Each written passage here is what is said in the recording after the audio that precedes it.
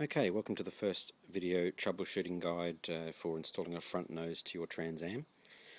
The first thing you should decide upon before taking off any parts to your car is which components you want to keep and which ones you don't want to keep. The first decision you'll have to make is whether you want to keep your front turn signals or not. That's these things right here. If you don't want to keep them, then it doesn't matter. You simply take off the front nose, which we'll go through later. And you take off this bracket here that runs all along and all around there. Just give you another look from the back.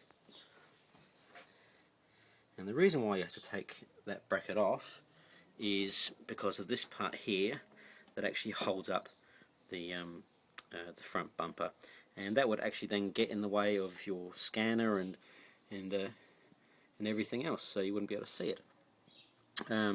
However, if you do want to keep your turn signals and have them visible through the turn signal blackout areas, which you can get on my front nose, you will actually need to keep this bracket. There are two ways to modify the bracket.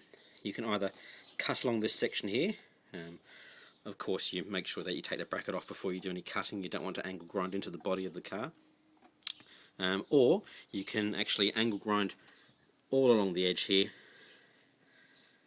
and then just make it nice and flush, and that way you don't have to cut a spot there and cut a spot there. Cutting the two spots is quicker, but cutting it along the edge and just getting rid of that portion there will actually give you a much nicer finish at the end of the day. Now the other part you need to consider as well, we'll just have to get underneath the car, is, oops, daisy, let's see if we can have a look, is this mounting bracket. This one right there. Okay, now this actually supports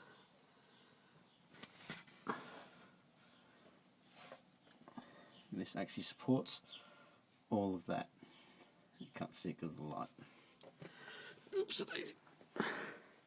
Let's see if we can get in from another angle. Okay, you can't really quite see it.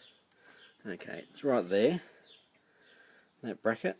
I'll just come back so you can see where I'm talking about.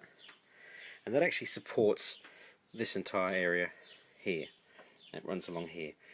Now, when you place the new Knight Rider bumper on, it's going to lay on this area, and you have to put a little bit of pressure on it when you're mounting it and lining it up, and that would normally force this whole thing down.